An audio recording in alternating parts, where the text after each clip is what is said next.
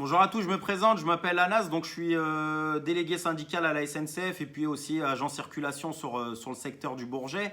On m'a demandé de vous faire une vidéo justement suite au rapport Spinetta qui vient de tomber, un rapport de 120 pages qui explique comment encore plus casser le ferroviaire à la SNCF. Donc je vais essayer de vulgariser en gros ces 120 pages qui sont imbuvables où il y a à boire et à manger, comme on dit. Donc voilà, Jean-Cyril Spinetta. Tout d'abord, c'est qui? C'est l'ancien président d'Air France KLM. Voilà, donc on se demande qu'est-ce que l'ancien président d'Air France KLM vient faire dans un rapport sur le ferroviaire français. Voilà, c'est le plombier qui va expliquer au boulanger comment faire du bon pain.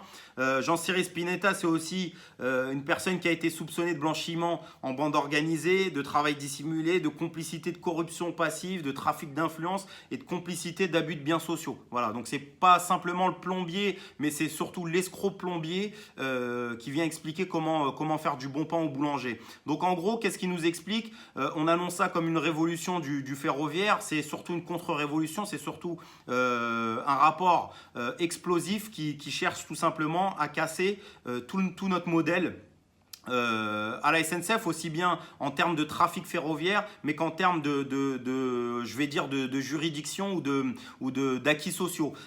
C'est-à-dire qu'il y a deux étapes. Il y a une première étape qui vise à faire du chantage, donc il n'a pas inventé l'eau chaude. Ce que dit Spinetta, on aurait pu l'écrire parce que c'est ce qu'on nous a fait depuis maintenant plusieurs années. En 95, déjà, Juppé a voulu attaquer le statut des cheminots et notamment la retraite des cheminots. Il y a eu aussi le contrat de plan SNCF, c'était la suppression de 6000 km de lignes que visait la SNCF en 95 et le cocktail explosif a fait ce qu'on a connu, à savoir une grève reconductible massive à la SNCF qui a permis notamment à l'arrêt du contrat de plan et à la réforme du statut des cheminots. Donc ils nous réinventent toujours la même salade en nous expliquant que là elle a meilleure saveur et elle a un meilleur goût. Donc tout ce qu'on craignait en 2014, à savoir cette réforme ferroviaire qui est tombée où on nous expliquait partout dans les plateaux télé que le statut des cheminots était garanti et qu'il ne sera jamais touché, etc.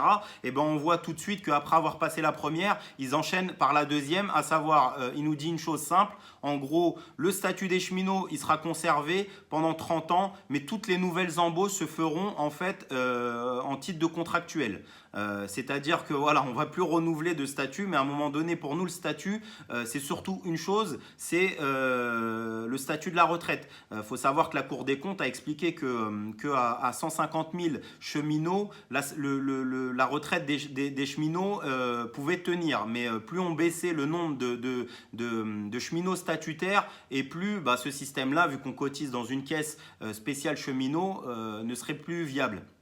Donc à un moment donné, à terme, de facto, en fait, si on s'arrête aujourd'hui, on dit bon, on maintient tous ceux qui sont au statut aujourd'hui tel quel et toutes les embauches cotiseront à la sécurité sociale, de fait, il n'y a plus personne pour payer tes retraites dans 30 ans. Donc ils essayent cette technique-là, elle est connue, c'est-à-dire on va se dire les cheminots, ils ne vont pas aller se battre pour conserver le statut des cheminots vu qu'on leur dit qu'ils vont le garder. Sauf que c'est complètement faux. Donc en 2014, on le gardait tous et toutes. Et puis là, on voit en 2018, 4 ans après, que ça y est, maintenant c'est plus tout le monde, c'est que ceux qui sont au statut. Et puis on nous fera une réforme ferroviaire numéro 3 pour nous expliquer autre chose. Donc ça, c'est la première des choses qui est importante dans ce rapport-là. C'est sous couvert d'une partie de reprise de la dette ferroviaire qui n'est pas de notre ressort.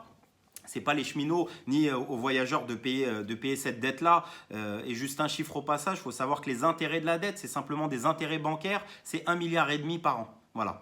Et on juge à peu près la SNCF à travers la réforme de 2014 qu'elle prévoyait de faire 500 millions d'euros d'économies par an sur des coûts de production, à savoir sur de la masse salariale. Donc en gros, on a quoi qu'il arrive chaque année 1,5 milliard d'intérêts de dette qui s'accumulent. C'est-à-dire en gros, vous allez voir votre banquier, vous lui demandez d'emprunter 100 euros, mais il vous dit, ben moi je vous donne 100 euros, mais par contre chaque année, tant que vous ne me remboursez pas mes 100 euros, vous me rembourserez 150 euros d'intérêt. Donc c'est un crédit revolving en fait. Il faut comprendre que cette dette du ferroviaire, c'est un crédit revolving et rien d'autre. Et on essaye de traficoter notre statut, nos retraites, nos conquis sociaux à travers ça. La deuxième chose qui est importante dans ce rapport-là, c'est la suppression prévue de 9000 km de lignes, à savoir donc la totalité quasiment du trafic fret ferroviaire. Donc pendant qu'on nous explique à côté que le routier, c'est à peu près 100 milliards de pertes à cause de la pollution, etc., de toutes ces conditions-là en fait liées au trafic, à savoir la casse en fait des routes, le goudron, toutes ces choses-là, l'entretien des autoroutes, des voiries, enfin toutes les nuisances que peut causer le routier. En gros, c'est à peu près 100 milliards d'euros par an. Et on nous explique en fait que le fret ferroviaire, lui, il n'est pas rentable, il n'est pas viable, donc il faut l'arrêter. Voilà, donc en gros, on a la COP 21 où on nous dit qu'il y a trop de dioxyde de carbone, qu'on va tous mourir, etc., etc. Mais derrière, nos politiciens, à savoir le gouvernement Macron et le gouvernement Hollande avant, ils nous expliquent qu'il faut arrêter le fret. Donc c'est ce qu'il dit son rapport, c'est 9000 km de lignes qui vont être visées, qui ne sont pas rentables. Voilà, donc c'est le fret ferroviaire, mais c'est surtout aussi tout le trafic régional. Voilà, donc c'est tout le trafic régional, toutes les petites lignes, les petites gares en fait, elles vont être supprimées, on va fermer les gares, etc. Et puis débrouillez-vous pour voyager, pour essayer de circuler en France, ça sera plus possible. Voilà, en gros, c'est de se recentrer sur deux choses, le TGV et puis le trafic, on va dire le trafic parisien, des grands axes les plus empruntés. La réalité, c'est que c'est la casse du service public. Voilà. Nous, on essaie de revendiquer un service public de haut niveau et pas une casse. Là, lorsqu'on commence à regarder où est-ce que c'est rentable, où est-ce que c'est pas rentable et qu'on commence à fermer, c'est la fin du service public. Voilà. C'est comme dire, on va fermer les hôpitaux, on va fermer des cabinets médicaux parce qu'il n'y a pas assez de malades. C'est le même système. Il n'y a pas assez de voyageurs, alors on ferme des lignes. Or, c'est pas comme ça que doit fonctionner le système ferroviaire. Et nous, au contraire, on revendique qu'il manque des lignes justement et qu'il manque des gares, il manque des desserts justement pour pas qu'on se retrouve tous à vivre sur Paris ou dans les grandes villes françaises.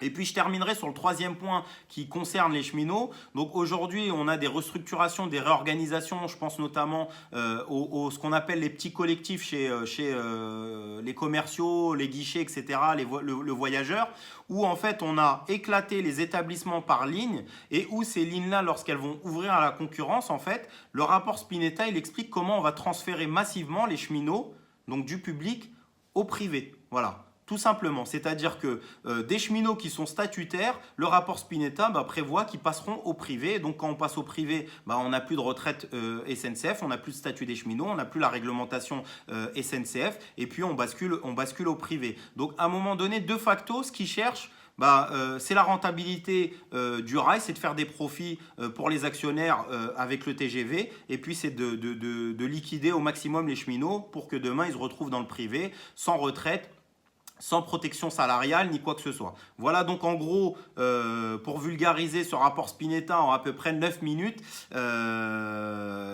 va falloir se battre, va falloir que les organisations syndicales commencent à s'unir, à proposer un cahier revendicatif qui n'est pas d'essayer de négocier la régression sociale, mais simplement de se battre, de mener une lutte farouche contre ce rapport Spinetta parce qu'en 2014, on s'est arrêté trop tôt et au final, on voit que quand on s'arrête trop tôt, on paye derrière les pots cassés. Voilà, donc la seule chose à faire, va falloir que les cheminots luttent et comprennent que là, ce qui se passe, c'est vraiment très grave et c'est réellement la fin de la SNCF. On ne parlera plus de la SNCF dans les quelques années à venir, pas dans 100 ans, pas dans 150 ans, mais c'est très rapide. Voilà. Si je pense que si on disait aux cheminots il y a 5 ans, il y a 10 ans qu'on pouvait avoir une réforme ferroviaire en 2014 et un rapport Spinetta en 2018, ils y croiraient jamais. Et la réalité, c'est qu'on la voit aujourd'hui, ils sont en train d'avancer, le rouleau compresseur en fait est en train d'avancer à pleine patate et il va falloir l'arrêter définitivement.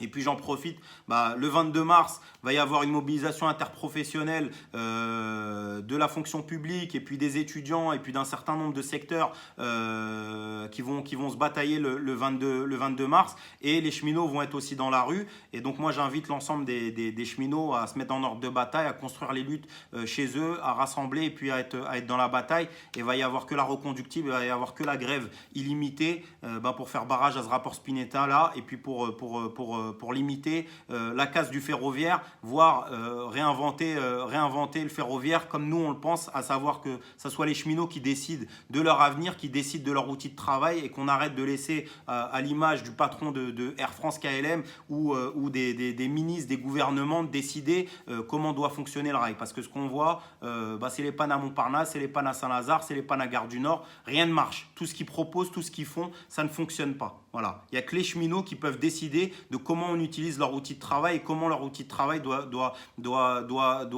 être géré au quotidien. Voilà. Donc un jour on nous parle de dette et puis un jour ça ne les dérange pas de manger pour 6 millions d'euros de petits fours pour l'inauguration d'une ligne à grande vitesse. Voilà. Donc on marche sur la tête, mais va pas falloir qu'on marche longtemps sur la tête des cheminots. Et j'invite l'ensemble de mes copains cheminots, mes camarades cheminots, l'ensemble des camarades syndicalistes à construire l'offensive.